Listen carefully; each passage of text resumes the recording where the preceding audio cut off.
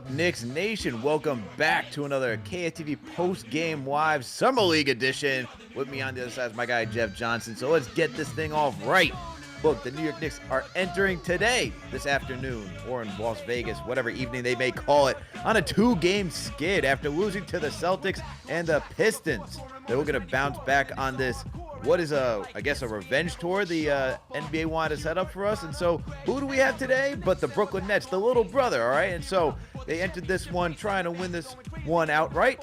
And Kolek said, I'm about to do that tonight after having some bad, and I mean bad, games during the first two Summer League games. I'm thinking I'm in regular season mode. Sorry, people. Man had two horrible games, comes out today and says, guess what? I'm going to be on one, not from a facilitating standpoint, but from a scoring standpoint. A man dropped 25 points off of 7 of 17 from the field, 5 of 12 from downtown, 6 of 6 from the free throw line. He sprinkled in 4 assists and 4 steals, and that man was killing it. As Beauchamp had a slow start, but decided to have an efficient second half, and it would end the game too with 25 points, dealing the fate of the Brooklyn Nets, who, not gonna lie, if you were on the edge of your seat on this one, I don't blame you, because the Nets made it seem like, if you put a little wager on it, that they could have came back and won this one, but the Knicks said not today. Knicks walked off with this one, winning 97-93. Let's talk about it. With me on the other side, as I said, is my guy, Jeff Johnson. Hit that thumbs up button for your boys. Subscribe to the channel if you haven't already done so. And look, we're taking calls by Discord tonight, so make sure to download the app or make sure to go to the web browser, whatever fits your fancy.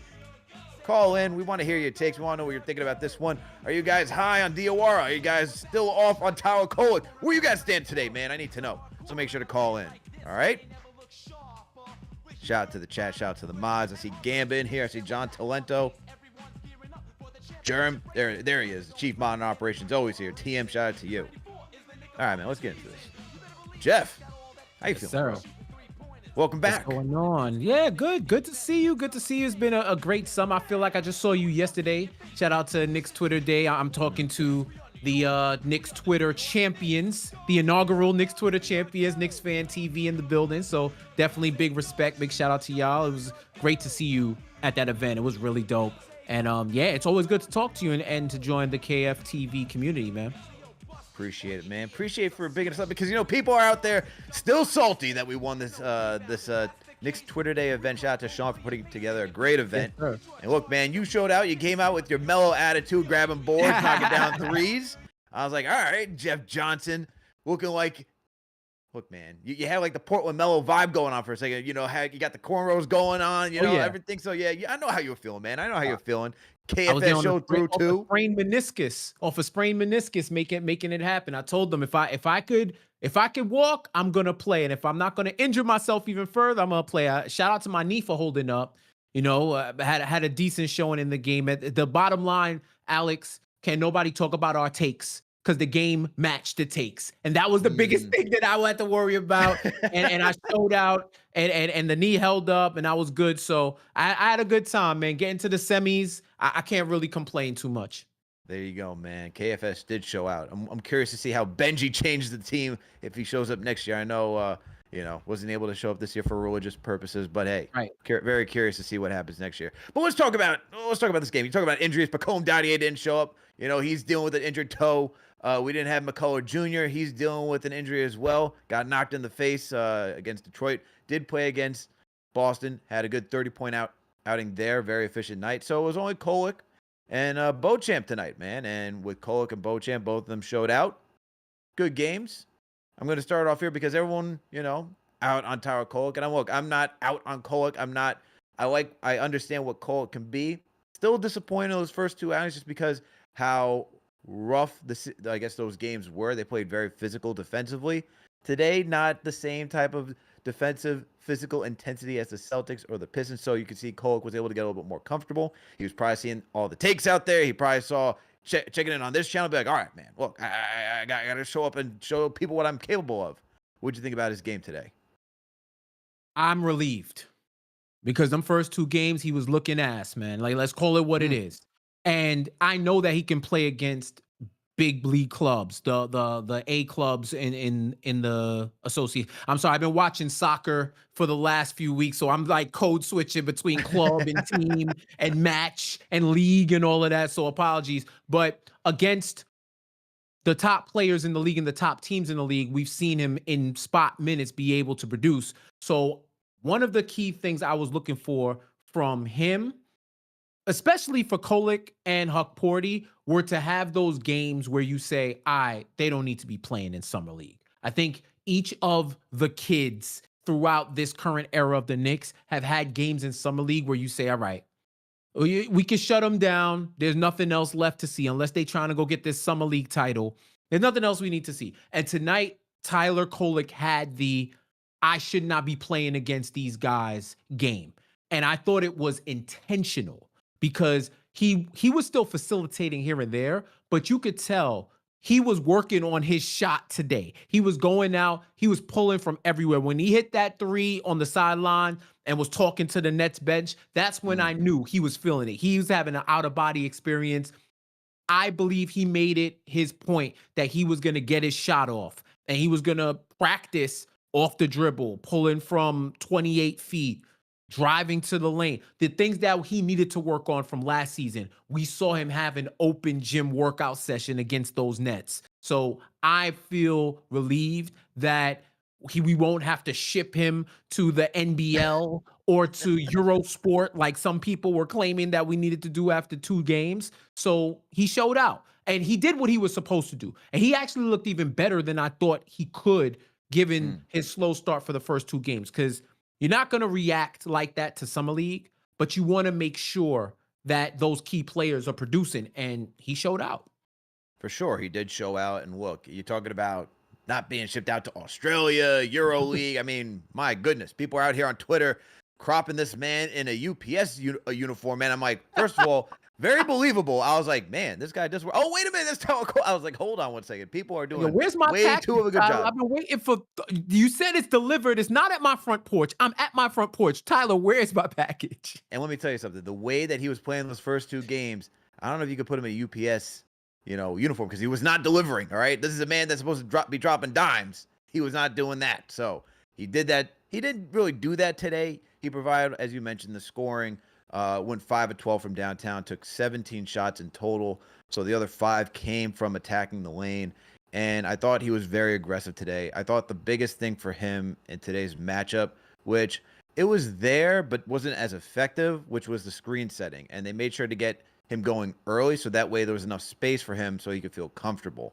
And I think the difference is, especially against the Nets, since they don't play with that same defensive intensity as the other 2 teams, they're not going to just try to fight around a screen and stick to your hip and just like try to disrupt you physically, or even like if they see the screen coming, they're just going to go right around that and get right back in your face. Nets not going to do that so much. As a very young team. I think they're essentially in that same boat as the Knicks, where if you look at these 2 teams, bench players, or in this case, the Nets, what may be part of their starting roster. Yeah.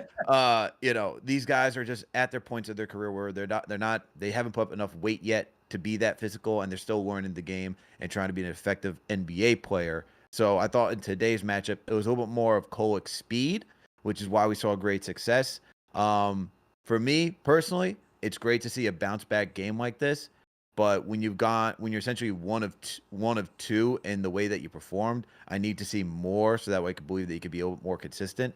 Now, to end this revenge tour, they do have the Indiana Pacers, who are a feisty team. So that will be on Thursday. So I'm very curious to see how he performs that day as well, just because unlike the top teams where you have where you have all the number 1 draft picks, right? Cooper Flag, and everybody else. These guys aren't getting shut down. So I'm expecting him to play unless they're injured, like McCullar or Dadier. So hopefully he has another good game. So that way, if it evens out 2-2, I'm like, all right, man, I can go with a little bit more, I can be a little bit more like, okay, going into the regular season saying, all right, he can still have a chance. Let's see how that works, because I'm going to keep it a beam with you, Jeff. The way the defenses are playing during Summer League, ain't nobody playing like that during the regular season, okay? It's not going to happen. So he should have a little bit more space, but still, wasn't a great showing, but I'm still wondering how he's going to turn out because we do need point guard depth, man. We do need point guard depth. Yeah, I take summer league in general with a grain of salt. I just wanted to make sure that Tyler was showing us something new along with showing us what he had from last season. We knew that he's a great assist man. He has one of the best eyes in the league. He's a great borderline. If he gets enough time and he can elevate his game, we're talking about potentially one of the best passers at his position or even at the league. If he that's his ceiling with the way that he can facilitate. So we know he has that already. So now we ask, what else do you have? Can you shoot off the dribble now? Are you going to be able to drive, get 2 feet in the paint and score? Collapse defenses so that you can use your elite eye and your elite vision to find open man. These are the type of things that I was looking for. So I think he's at the point now where he can show that off. He can show that off against the teams. And yeah, of course, we know a lot of these guys aren't going to be in the league proper, but that's why he should look dominant. If you want playing time on this Knicks team next season, you got no more excuse for Tibbs that he just doesn't play young guy. You got Mike Brown now. There's no excuse for that. Now it's on you. And that's a theme with the players. It's on y'all now to show what we might have been missing. So this is your time to prove these guys who are going to be in the G League, who are going to be delivering me my Uber Eats soon, who are going to be playing overseas, who might not even see NBA time again, they should not be on the court with me. And I will make guys equally on this side who might not have a legitimate shot at the NBA look so good that they're going to get future opportunities. That's how you elevate your team. That's how you make everybody better. And that's the type of mentality Kolek should have playing in Summer League. Absolutely. And you know who else should have that type of mentality is MarJon Beauchamp as well. He's been in the league for quite some time. I know he's young. He hasn't really got much playing time, especially when he was out in Milwaukee. But this is a guy who's been in the league. And for me, Jeff, I don't know if you feel the same way, but if you at least have one full NBA season under your belt, not necessarily playing, but if you have access to all the equipment, the trainers, the nutrition programs, all of those things, I'm expecting you to come out, especially in Summer League, and to dominate at another level. Like what we saw with Quentin Grimes, Emmanuel Quickly, Obi Toppin, like those guys played at a different level. You saw that, okay, especially with Quick and Obi, this is my second year. This is how I'm going to perform. Same thing with Grimes and McBride and even Jericho. Like they all showed that, especially in Summer League, it says, I shouldn't be here for my third year. And where you fall in the NBA is going to be a different story, but I should definitely not be here because I do have the talent to make it in the league. And so for Beauchamp, who had okay game one, like, look, I know he got his numbers. It wasn't necessarily the greatest because I felt like Pistons, eased back a little bit, and especially as the game wore on, him and McCullar were able to get some of their shots. Same thing with Diawara. Like, it became a little bit more easier just because the Pistons were like, all right, man, we've done our thing right now. We don't have to go, 110 miles an hour trying to defend the living daylights out of these guys. I thought in Boston, where that was, where they have good backup wings, especially with Walsh, I'm like, all right, this is a matchup where you should be effective. Wasn't too thrilled with his lackluster performance there. Today, it looked like it was about to be the same thing in the first half. I mean, he went 1 of 6 from the field, but then bounced back with a very efficient second half. So I did like that. He went 6 of 10, or 6 of 11, I should say, in the second half. So I did like that because he ended up with 25 points, went 9 of 9 from the free throw line. 3-point shooting could be a little bit better. He only went 2 of 9 from downtown. 5 boards, 2 assists, 2 steals. Kind of give me a little bit of a Michael Beasley type of energy towards the end of the game. I'm like, all right, man. Play within the system, man. We know what you can do. Just play within the system. I want to see if you can, because he's not going to have that opportunity with the Knicks. If he does get those type of opportunities, he would have to play on the flow of the offense. But nice to see that he ended the game with an efficient second half. What were your thoughts about his performance today? If it was anybody who needed to have this performance, it was Beauchamp, because he's getting to that point in his career where the potential is starting to dissipate to the point where he's no longer seen as a steal or you're taking a flyer on this guy. It's a space that you're occupying that we could give to someone else who may have more upside, or at least has a question mark that we would like to explore as a franchise. I saw Beauchamp get garbage time minutes throughout the season once he got traded to the Knicks, and he looked more confident in those garbage time minutes than he did in the first 2 games of Summer League. I was wondering what the hell happened between the end of the season and that month and change before Summer League where that guy wasn't there anymore. He should definitely be first team. I do not need to be in Summer League. This is a guy who was a lottery pick, who's bouncing around now, who's played in the G League. This is the Isher get off the pot timeline for MarJon right now. And I liked him. I liked his game. I thought he was a dog defensively. I thought he could give that 3-and-D flavor to the Knicks, or at least in terms of depth, right? I thought that he could do that. Like, that was somebody who I said, oh, that is a good chip to throw into this Jericho deal, because we know what Jericho is. But Beauchamp, if his ceiling could be at best someone that you could use in a future trade who could contribute sparingly to the team, that at least you know if you need him for depth, he's going to deliver. Good showing overall, especially in that second half where he showed that he could score, because I think he has a great scoring game. He just didn't show it. And it just wasn't clicking, however you want to say it. But I thought he needed that game more than people try to make it seem like Kolek needed that game. Because I've seen Kolek do it. I've seen Beauchamp do it at the league level as well. But it's the way they were looking in those first 2 games. It made it seem like they were just getting into the league, and they weren't drafted. They were signed to summer league camp deals. That's how a lot of those games were coming off. So for him to have this game, it at least keeps him on the map with the Knicks. He's probably going to get another 2-way deal, if anything. But for him, he got to be thinking past the Knicks. He's got to be thinking about his NBA mortality at this point. And these are the opportunities. This is probably his last real, legit summer league opportunity before he's too old for summer league. And now you're going to have to figure it out on the G League, because you don't want to be the 3rd or 4th player, 4-year player, 5-year player, and you still logging summer league minutes. That's when the writing's on the wall. You feel me?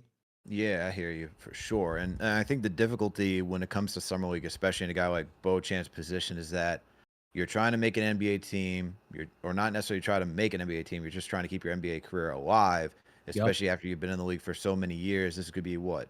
Let me just double check to make sure. I think it's going to be entering his 5th season. He's got 1, 2, 3, no, 4 seasons. This will be his 4th season in the league.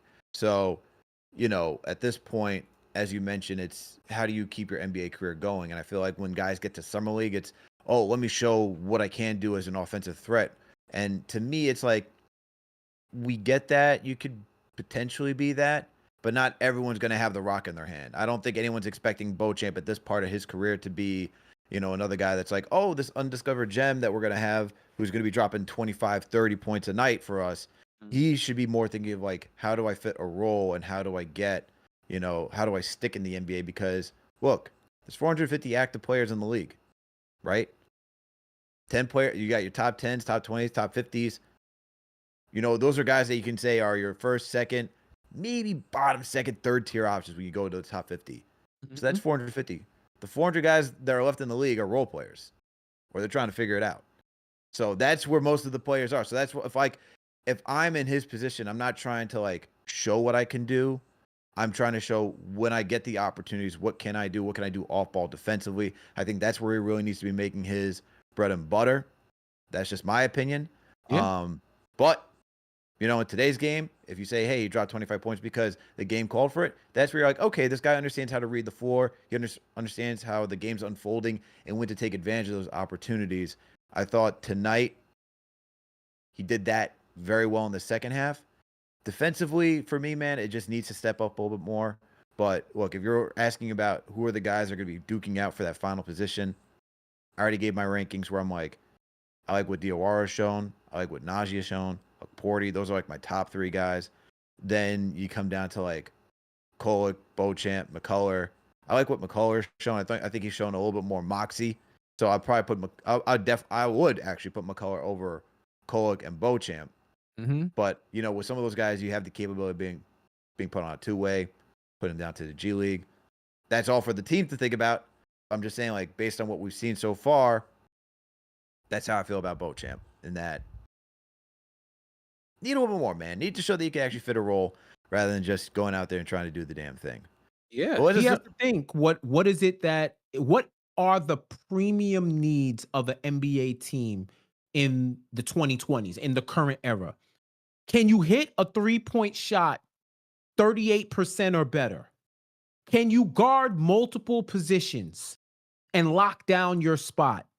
Are you an on-ball creator who can collapse defenses, get into the paint, hit a layup, and be able to facilitate an offense? Those are three key needs that every NBA team can use a lot of, that'll never get enough. And if you get that in one person, you got a superstar, right? But if you can get multiple or you over index on one, then you will always have a spot on an NBA roster. This dude, he made his name as a defender. If I was him, that last game, I would be trying to lock everybody up. Off ball, like you said, I agree with you. I'd be trying to lock everybody up and to show I over index in the areas that you need. Absolutely, man. Absolutely. And so, hey, but hey, he's got one more game to show what he can do. Let's see what he can do with that last game for Summer League before we just inch a little bit closer to the regular season, which is crazy how close it's just right there, man. We got August right around the corner. Next thing you know, September's here. Boom, right back into preseason. Then the NBA season starts all over again. But you get the 4th of July, man, the summer is over. You blink and it's August 4th. Then you blink again. If you got kids, it's back to school season. Depending on what state you live in, they probably going to school in 3 weeks. Crazy. My New York brain can't handle that. I'm like, August? Yeah. There's still summer left. I feel you. I'm ready. I'm still trying to enjoy summer, man. I just got back. I'm looking back and I'm like, talking to my wife, like, what are we doing? And I'm like, damn, August could be right there. And then, next thing you know, September's right here, and it feels like a whole new year. But hey, man, we'll talk about our offseason plans in a second. So it's the Knicks Nation. Thank you all for tuning in for another KFTV Postgame Live. With me on the other side is my guy, Jeff Johnson. Hit that thumbs up button for your boy. Subscribe to the channel if you haven't already done so. The New York Knicks defeated the Brooklyn Nets today. All right, 97-93. We're talking about it. Make sure to call in through the Discord. All right, we want to hear your thoughts. We want everyone to get off their takes today. How you feel about Kolek? How are you feeling about Beauchamp? Diwara. We'll talk about him in a second. We'll see, because he continues to impress. All right, so we'll make sure to call him. We got someone on the line. We got Sheem R. Before we get to Sheem, gotta give a shout out to our sponsor, Wayfair. Today's sponsor, Wayfair. People, you already know about Wayfair. If you're looking to have a backyard get together, Wayfair's your one-stop shop for outdoor entertaining. Cookout, they got you. Shop patio tables, grills, and dishware. You can get all of that there. Pool party. They got you too. Kick back with lounge chairs, day beds, and umbrellas. Is it a game night outside? Are you playing some tic-tac-toe, Connect Four, whatever it may be? Hey, Wayfair's got cornhole, croquette, and string lights to set the scene for you as well. And it's with fast and easy shipping. It's never been easier to get ready to party. So however you kick back out back, go to Wayfair for effortless, entertaining, and game-filled gatherings. And people, look. Me and the missus, we order from Wayfair. We're trying to set up the backyard that we got out here. It's not a lot. We got a small amount of real estate out here in B-Town, but we're trying to do the best we can. And so we go to Wayfair. We'll get at tables. We'll get at benches. All right, getting some containers, because look, if you're getting outdoor furniture and they got the cushions, you got to put that in somewhere so it's not getting wet, getting moldy. All right. So Wayfair's got all that for you. So make sure to go to Wayfair and go check them out if you're trying to have a good outdoor time, all right? So shop outdoor furniture, grills, lawn games, and way more for way less. Head to wayfair.com right now. Explore a huge outdoor selection. That's Wayfair, WAYFAIR.com. Wayfair, every style, every home. Shout out to our sponsor, Wayfair. All right, let's get back into this, man. We got Sheem on the line. Sheem, what's happening, man? How are you feeling about today's game? I'm pretty good. Can y'all hear me? Yes, sir. We can hear you. If you're on speakerphone, just take us off speakerphone. I don't know if you got your headphones in, though, but I think it'd be a little bit better. Oh, dang. I'm sorry. I've been trying to get used to Discord for years. I have my headphones on, but hopefully I'll be on for a few seconds, so I'm sorry if it's an interference. No, it's good. It's better now. What's going on, man? Oh, okay, cool. Thank you. No, I was going to say, hope you're enjoying the summer. it's good to see us win. I just like that we're finally in a place, right? I know we've been here for a few years where we're in a place where like we're not depending on summer league talent to get us to the promised land, but it's still good to see them develop and whatnot. I think it's also something to be said. I think last game, even though Kevin was going off, he had 30 points. I think the team does better without him on the court. I think the spacing is better. And lastly, I just want to say the Mikal Bridges trade was worth it. I think today proved it. So thank you all again, and that's all I got to say. There you go. Sheem calling in and saying that the team looks better without McCullar on the floor. Interesting. Jeff, how you feel about that? I don't know, man. I watched a lot of that Boston game and a lot of that Detroit game. I don't think they could have looked much worse, really, whether he was there or not. He was working. Them first two games, I'm sorry, McCullar was working. Maybe because he wasn't spacing out as much. He's working on, this is part of Summer League, working on his outside shot, but he was efficient below the arc. And he's strong. You know about him? He got that bully ball in him. It's like when he goes downhill, it's hard to stop him. He's got a wide frame, strong frame. He can finish. I like his game, man. I like the way he fights on the defensive end. He had that play where he had the block and then the assist. Like that's a baller, man. That's a baller. That's a good basketball player who's additive to the team. So I get it, but nah, I'm not rolling with that. Yeah, I'm not. I see it. I saw it on the timeline, man. And shout out to our guy State. On the timeline, he said McCullar was a ball hog. I'm not like. I get that. I get where people are coming from with that idea, because if you're watching that game, you're like, why is he on ball? Why is he doing all that? But I'm not saying he's a ball hog. Boston? Yeah, against Boston. Who else was scoring? Thank you. I'm sorry. Yeah, go ahead. Because I'm a curse. I don't want to curse. Go ahead. But that's my whole point. It's like when I'm looking for answers, there's only one person that was giving us answers, especially against Boston. And even when you're looking at, let's go back to Detroit too. You look at that game. Kolek, he had 8 assists, but he had 5 turnovers. So he's not really setting anybody up. And what was left to happen? Diawara had to figure it out. You had Beauchamp who had to figure it out. And I thought out of all three, McCullar was the only one that really figured it out. And he had a slow start, but I thought he really figured it out. And I think the thing that is that I think what people are overlooking is the facilitating too. He didn't get a lot of assists because, let's be real, not a lot of jump shooters on this team, man. Not a lot of jump shooters. So he's not going to get those high assist numbers. But I do like the way he attacks, because at least, we talk about gravity throughout the NBA, right? And when you look at him, he attracts a lot of defenders, and he's at least looking to dish. There's some passes where I'm like, he's trying to thread the needle a little too much, but at least the idea is there where he's like, I'm going to drive, I'm going to kick, I'm going to draw the defense, and trying to create an easier look for somebody else. And I think it was Stefan Bondi who tweeted it. I'm trying to look for the tweet right now, but essentially this is McCullar's rookie season, because he was injured all last year. He didn't really get reps, man. So when you think of it from that perspective, yeah, it's not gonna be pretty, because this is his first time actually getting a lot more reps and being out there. But I can't really say McCullar is the guy who's this team plays better without McCullar. Honestly, going against the Nets, and I'm like, the Nets, man, they used all 5-6 of their first round picks. These guys have no experience. If Kolek didn't come out and actually dominate in this game against guys who don't have NBA experience, we got some serious issues. All right, we got some serious issues. Listen, the first 9 minutes of Knicks Nets was looking like KFS versus Strickland round 1 of Knicks Twitter day, because it was not pretty. It was very gritty. It was low scoring, and Kolek took over. I don't think you can hate on that game. I don't think you can really criticize it.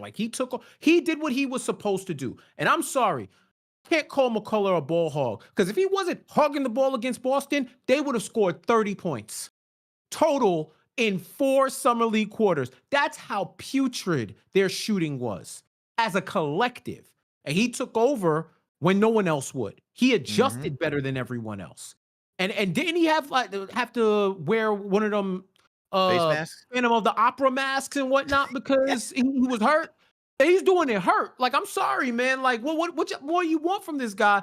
he had that injury. He had the injuries for most of the year. Got some G League run. Got a sprinkle, a dash of minutes at big club play, and now he's getting a whole summer league because he didn't play last summer league because of his injury. So now he's getting that for the first time. And I think for somebody who pretty much was redshirting his rookie year, I think he looks good, all things considered. He looks way better than I thought he would, and he's producing. So I don't know, man. I can't really hate on that. I can't roll with him being a ball hog, especially not in that game against the Celtics. And You did a post game for that? You did a post game for that? I did do a post game for that. I was impressed. I did. I was supposed to, but scheduling conflicts, I couldn't. But I was watching it like, boy, I'm so glad that I wasn't on this. If McCullar doesn't put up 30, to your point, it is ugly, man. There's nobody else on this team that was creating. And I thought when I'm looking for an effective creator, this is where it's a little bit different than Beauchamp, because Beauchamp uses more finesse. McCullar's ready to just like bulldoze. And I'm actually quite impressed because, during his injury, he looked heavier. He lost a lot of weight in a short amount of time to get ready for Summer League. And he looks very well built. Now, he could add on a little bit more muscle, sure. But look, this is Summer League. These are young guys. It takes time for you to add on that type of muscle mass. But the fact that he's out there looking good and willing to drop the shoulder, willing to embrace the contact after he just missed the season with injury, that's impressive. And I like that. I like seeing that aspect of his game. And like I said, I think the facilitating is there. We don't have enough jump shooters on this team to make it look pretty. But the fact that he was also running into brick walls between the Celtics and the Pistons, considering that we can't space the floor for anything with this team, this is very reminiscent of that 2019-2020 season where we had Wayne Ellington, Reggie Bullock, Julius Randle, RJ Barrett, and you're like, man, what does three-point shooting look like? Because that's what this team feels like, man, on some nights. That's what it feels like. And I can't, and I would like to have seen McCullar play today against a Nets team like this to see if Kolek could have still kept him involved, if McCullar still could have been engaged enough from a facilitating standpoint, just because this is a team that doesn't play that physical, so it might have been a little bit easier for him, but we didn't get to see it. Hopefully, he returns for the last game against the Pacers, so we get to see more of it. But I'm far away from saying he's a ball hog. I'm far away from saying that this team looks better without McCullar, because I think the Nets today were more inexperienced. And let's keep it a bean, Jeff. If this game ended the way that it kind of looked like it was about to, where the Nets were going to make a quick and slick, comeback with a minute something to go, we're not talking about how good Kolek is and how everybody's like, this team can't play defense. This team doesn't have enough shot creating. The narrative changes very quickly. I will say it depends on what they would have did. If they would have emptied the bench with them up 8, what's the fan favorite? What's my guy's name? Bobby. The Asian Baba. If AKA they put Baba, Tokyo Drift. Right. If they would have put Baba in and all of that, and they came back, I'd be like, all right, whatever, man. It's Summer League. I wouldn't have looked the other way. But against the way this Nets team looked, if those guys who want real NBA tick let that go, then there was a lot of mirror searching to do. Drew Timme was out there playing he was trying to shoot the basketball version of Rudy out there. I was like, damn, I forgot Drew Timme was in the Nets organization. He's out there, he's trying to get a job. You know what I mean? He went Purdue, right? Or Zaga? He's Gonzaga? For who? Timme. I'm not sure. Oh yeah, that's not true. Well, chat, let me know.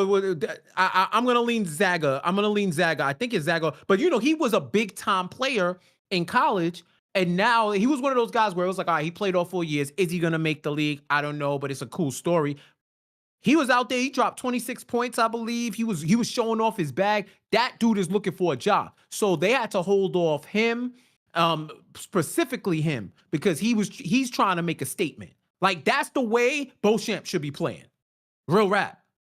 Oh, every You're game. Right. Zaga, right? So yep. Yeah, that's the way Beauchamp should be playing. Because Timme knows I ain't trying to play for Olympiacos. You know what I'm saying? I'm not trying to play for Barcelona Olimpicayos. basketball. So Olimpicayos. Olimpicayos? Excuse me. Apologies. My people will Greek be isn't all offended if that I didn't strong. correct you, okay? Wait, say it again? Olimpicayos. Oh, well, I said Olympiacos. It's all good. I'm not gonna. He said, I don't even know what you said, but it was wrong, mother. But yeah.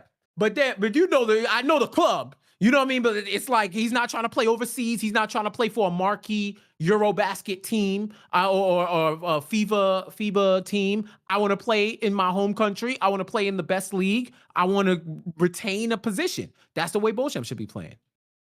I agree 100%, man. I agree 100%. That is how Beauchamp should be playing. But you know who is decided to turn heads at for Summer League for the New York Knicks? It is one Mohamed Diawara.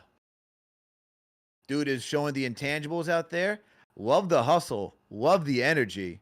I mean, look, you could see from the draft because, like, I'm not even gonna act like I knew exactly who he was, but all right. But when they drafted him, first thing I did was, hey, let me do a quick Google search, see who this guy is. Let's look up some film. Let's see what he could do. First thing that stood out to me is like, okay, this guy's intangibles, the wingspan, the height.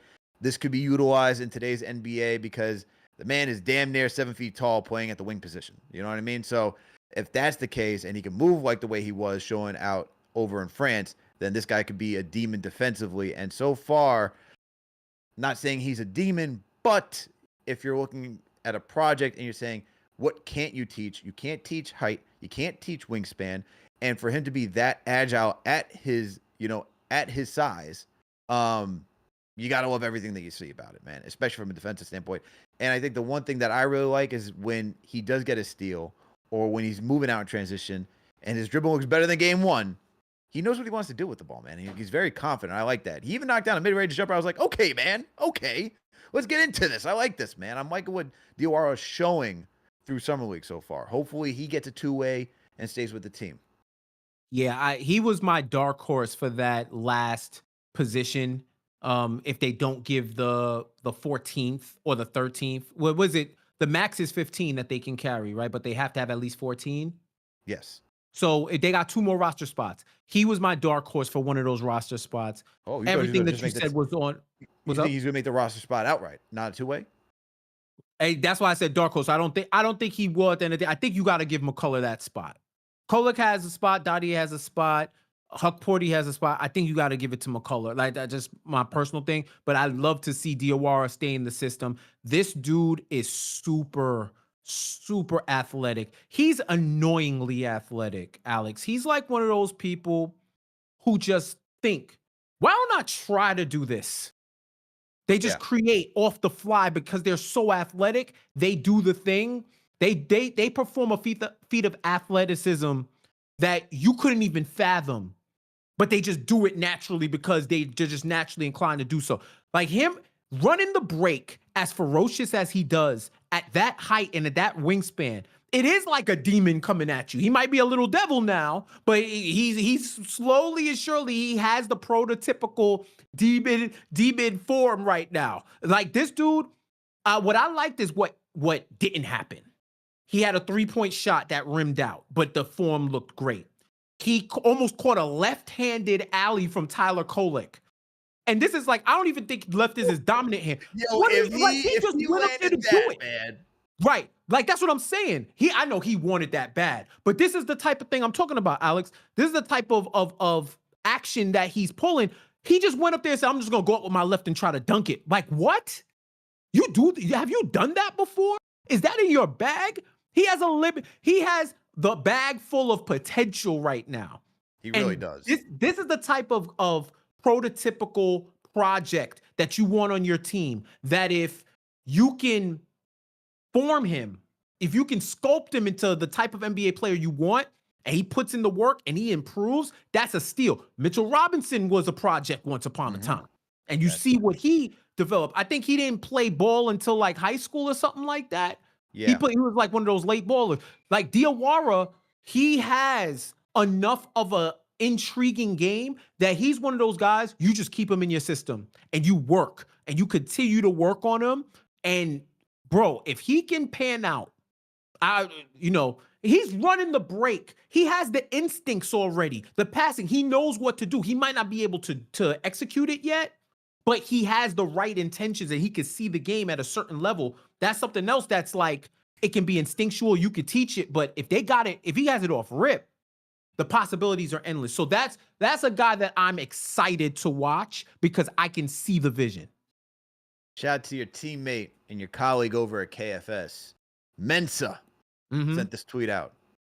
Said at some point we're going to get to watch Diwara and Anunoby defend people, and it's going to look like the Knicks have two Venoms out there.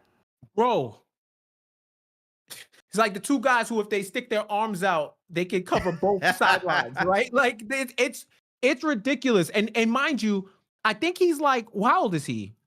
Is he still in his teens? Is he 20, 21? He's still in his teens. He don't even got his grown man strength or his grown man body yet. It's very different, bro. They need to invest in that guy, man. Worst case, if he don't pan out, he don't pan out. What was it, second round pick? A little 50-something pick in the draft?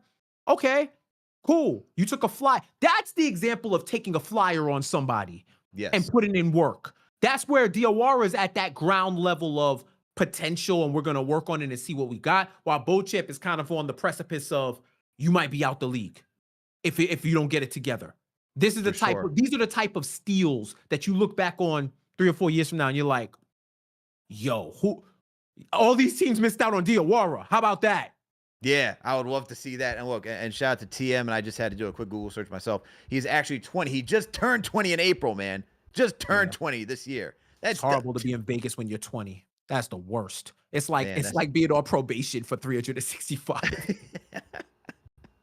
Hey, it's a good thing because he gets to focus, man. He gets to focus on his game. I mean, yeah. Have some apple juice. And they don't play that out. You've been out in Summer League. The Vegas, they know who every Summer League teenager is. You ain't getting by on nothing, bro. You better go drink your apple juice in the hotel room because you're not going to club. You're not, you 18, I think you're good for the casino. But you're not drinking, and you're not partying, you're not clubbing at all, bro. Not at all. You better go see Wayne Newton or Penn and Teller or something, or Cirque du Soleil. Or whoever's in residency, because that other stuff ain't happening. Oh man, shout out to my guy Cedro in the chat. Shout out to you, Cedro. Oh my god. But yeah, dude's 20, very young. Wow. And when I think about potential, and I'm not saying he's going to be like this, okay? So don't try to quip this and say he's going to turn into this NBA player. But there's a player that came through the G League that's a champion that was in the finals this year. And his name is Pascal Siakam. I'm just saying, all right? I'm not saying he will be Pascal Siakam, but I'm saying if you're looking at somebody who has intangibles that you can't teach and can develop, you know, that's the dream right there. Will he become that? I don't know. I'm not saying that he will, but he has enough intangibles where it's like if he puts it all together, my goodness, that man could be lethal in the NBA. Absolutely lethal. And a scarier proposition, boy, that French national team, by the time the next Olympics comes around, we might have to send the real Avengers out, bruh. Because, boy, they looking kind of crazy. Evan Fournier to be on the bench as a vet, just cheering his teammates on. Bro. Dude, even now that you're mentioning it, you think of a team with like Rudy Gobert, Wemby, Diwara. That's crazy. Bilal Koulibaly, Alex Starr, right. if he develops, if they get Diawara, one of these guys to really pop and develop, you still got Frankie Smokes in the cut, the French Prince. Oh my God, I knew this. Playing, he's still hooping. He's still out there. You know what I mean? If Pacome does something, like they got, bro, it's like they got sleeper cells in the NBA just ready to take over. It's crazy. Like the French Revolution is upon us. The French Revolution. This is crazy, man. Now we're getting out of hand over here, but I love it, man. That's all having Jeff on the show, man. We're getting out of hand. Salute to Knicks Nation. Thank you all for tuning in for another KFTV Postgame Live. Hit that thumbs up button for your boys. Subscribe to the channel if you haven't already done so. With me on the other side, it's my guy Jeff Johnson, man. We're breaking down We're breaking down the third game of Summer League. The Knicks finally won one. All right, they're off that 2-game skid. Thankfully, it was against our little brother, the Brooklyn Nets. You know, they got to have something to cheer about. I'm sure they were out there in full force, all 5 of them, watching this game today. But hey, it is what it is. Hey, man, is there anything else that stood out to you from Summer League outside of these guys? Like, is Najee, somebody on your radar that you've been impressed with? Who else from Summer League? I like Najee. I like what he has. He's still a little rough around the edges, but he's one of those guys. I just think you can't get enough of bigs. Like it's good to have redundancy and to cultivate this next generation. I think Najee, I like what he does around the glass. He has a nice touch. I don't think he's been able to show a lot offensively, but in those hustle categories and grabbing boards and doing all of that, I like what I see so far. Like he's somebody who I also have my eye on because I thought this is another guy that they're high on potential with. So he hasn't popped off the screen the way Diwara pops off the screen for me. But yeah, I've enjoyed it so far. I can see the vision. Once again, I can see the vision with him. A little less so than Diawara, but yeah, he's been all right. What do you think of Dink Pate? What is your impressions of that guy? He is so intriguing. It's so intriguing in a way where I'm like, he's intriguing in a mixed bag type of way. It's like I could see potential. I could see the shooting, the scoring, the way that he runs up and down the court. I can also see, especially in game one, the boneheaded plays where he's like, we keep talking about it looks like a little more Cam Reddish, especially in game one, where it's like, all right, man, we don't need you to tween, just not pass the ball to McCullar in the three and in the corner for three, and then you want to take a contested three yourself, But I feel like he's calmed down the last couple of games, but the speed's there. I think he needs to work on his shooting. But he's a very raw player. I feel like, man, there's still a lot more there that could be developed. I think he's a guy that wouldn't get a two-way outright, especially with this team for what they need. But he's definitely a guy I would be curious to see what does a full year in the G League do for him. Yeah, that's my thought process. for sure. He's a nut, You know? bro. It's going up. Every time he touched the ball, it is going up, bro. He's shooting. There was a point where the commentators were like, oh, you got to get it back to Kolek. And Dink got the ball. He tried to run a pick and roll. They're like, yo, what's going on? Like, you got to get the ball to the hot head. And he's like, I'm the hot head. What you talking about? My head is hot right now. If it ain't hot now, we gonna spark it up. But raw is probably the best word I would use for his game right now. I understand why people are like, about him. Because he shows flashes of a kid who's still learning how to play basketball. But Yeah. man, he gets a good year under him. He gets whatever development that he needs to learn how to play the game and play controlled. Yeah.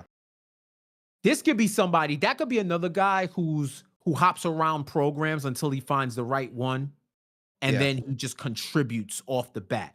That's the one thing. It's like, yo, are the Knicks too early on Dink? Are they right on time? Yeah, that's the thing. And look, I know someone's going to say, hey, Alex, he was already in the G League the last two seasons. I'm like, I don't really consider the G League Ignite a true G League team. I feel like it's like kind of I feel they're a little too gimmicky for me, man, because it's like we're going to be a team. We're going to get a lot of these young guys who aren't ready for the league. I know he played for the Mexico City Capitanes, and it's like, look, that's another team that was just new. I'm talking about being with an actual team that has a G League affiliate, like the Knicks, or we're talking about, hey, maybe you go out, say you're with Boston, maybe you're with maybe you're not with the Mad Ants for Indiana, like one of those teams. I'm talking about a team that's like you're actually in their farm system, not a dedicated G League team. Exactly. That's what I'm talking about, because right now we've seen a lot of guys come from the G League, and it's been, I don't know. And what I'm saying, I'm like, I don't know why we keep going back to the G League for the draft. Like the G League Ignite. I mean, like the G League Ignite is not a team I'm saying, let me do some scouting right here. This is gonna be my next guy. And that's where I say, hey, if he's with the Knicks G League team or a different G League team where I feel like you're actually playing for something, not just to be drafted, like you're saying, hey, I'm trying to really develop my skills, play within a system that's not just trying to promote my skills to get drafted, and Right. that's teaching me to play in a system, then I would be more in favor of that. But other than that, playing for the Ignite, playing for the Capitanes does not really say, hey, this guy is someone for me. Right. And it goes back to what we were talking about. It's the cold reality of being one of those fringe NBA players.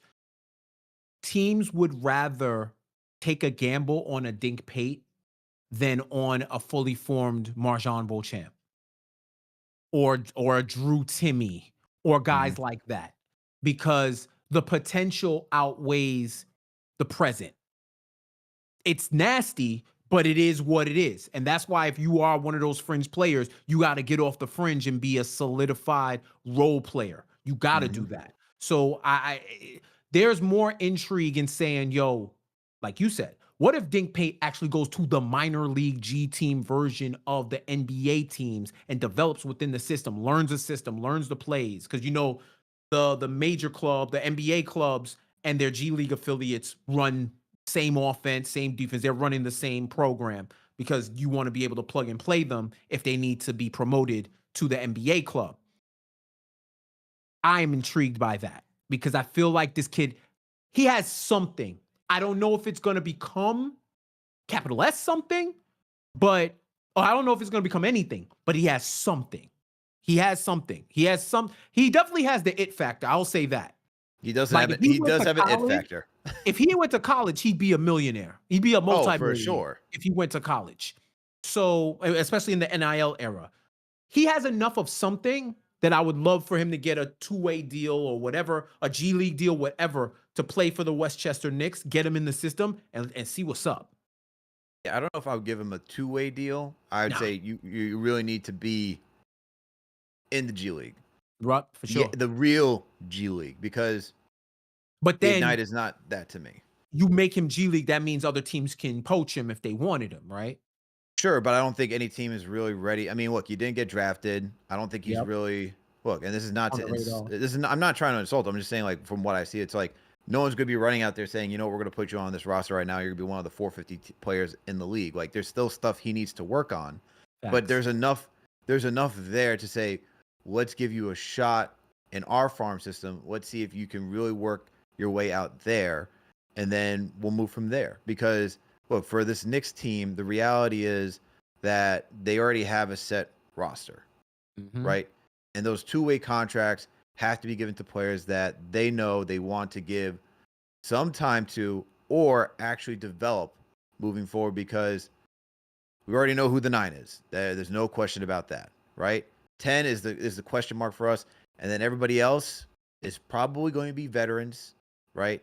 Not guys with a lot of young upside, because you want to go into the postseason with reassurance saying, I know guys who've either been in this situation or I believe can be in this situation and execute at a high level, not where I'm going down to like the 12th guy, just because you got to think about injuries and all those things too, where now I got to throw somebody out there and it's like, I have no idea what's going to happen. And That's a now I got to fact. teach them on the fly in the postseason. So for the Knicks, they got 3 two-way deals they're going to have to be judicious with.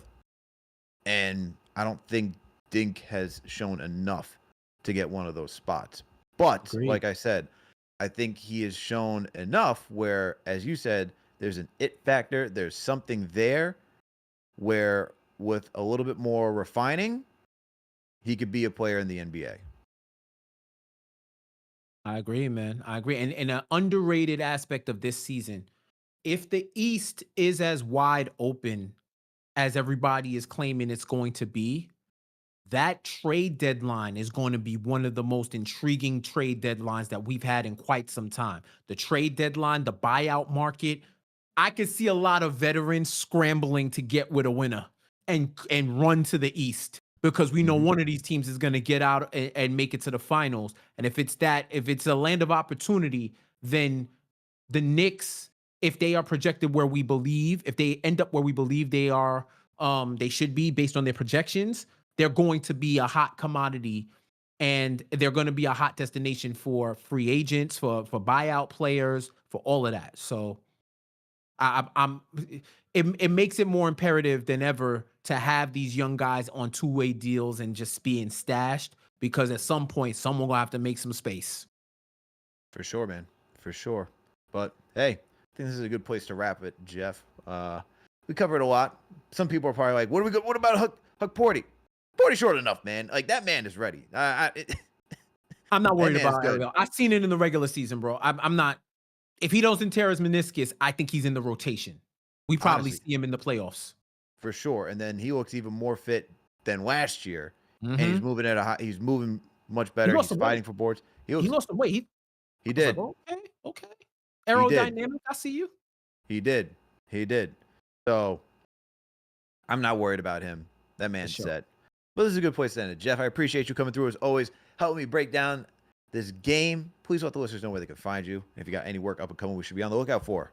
Yes, sir, man. It's always a pleasure. Shout out to the chat. Shout out to the KFTV community. Shout out to you, Alex. Thank you so much for letting me co-pilot this, man. It's summer league. We gonna get the vibes off. We gonna figure out what we have, and it's good to navigate all of that with y'all. Jeff J says all social media and on YouTube. I'm around doing stuff with KFS, Casual Friday, of course. NBA.com voiceovers, all of that. Still got it going. It don't stop. Grind don't stop through the summer. So you could definitely check me on there. And then your favorite social media account, talking about the Knicks, talking about the NBA. So come join us. There you go, man. Make sure to go give Jeff a follow if you haven't already done so. And for you people out there, remember to give us a follow as well. Subscribe to the channel if you haven't already done so. Hit that thumbs up button for your boys. Okay, make sure to support our sponsor, Wayfair. Okay, go to wayfair.com so that way you can go buy your outdoor furniture. Shout out to the chat. Shout out to Knicks Nation. I see we got the regulars in here. Junior Karoma's in here. The Shells, nice meeting you. Uncle Mike, great meeting you out there. You did a phenomenal job DJing and taking photos. Appreciate you. Who else we got here? We got TM, the chief mod operator. Always can rely on TM. Let's see. Shout out to some of our franchise channel members as well. Let me just turn up this brightness so I can actually read the names. We got Daniel in here. Shout out to Daniel. Bonjour. Daniel Bonjour. Is that how it goes? I'm gonna take a guess and say that is what it is. Shout out to Respect Shaq. He's back in here. Who else we got in here riding with us? We got Randy Johnson. Is it the Randy Johnson? Is it you, Randy? Is it the former pitcher? Is that you over there? Who else we got in this chat? We got Father P. Shout out to all you, man. Shout out to all you for coming through. We appreciate the support as always. And shout out to Quentin Smith for becoming a franchise channel member. Appreciate you as well. All right, everyone. You already know what to do. Make sure to stay locked in, tapped into the channel. CP. Wow, I'm losing my voice over here. Losing my mouth. All right. Did a phenomenal interview with talking about Mike Brown with Mark Jones and covering the entire Knicks offseason. So make sure to stay tapped into that. All right, it dropped earlier, but it's going to be showing again at 10. So make sure to stay locked to the channel. Just wait 30 minutes. All right, wait 30 minutes. You get to see it again. So make sure to check that out as well.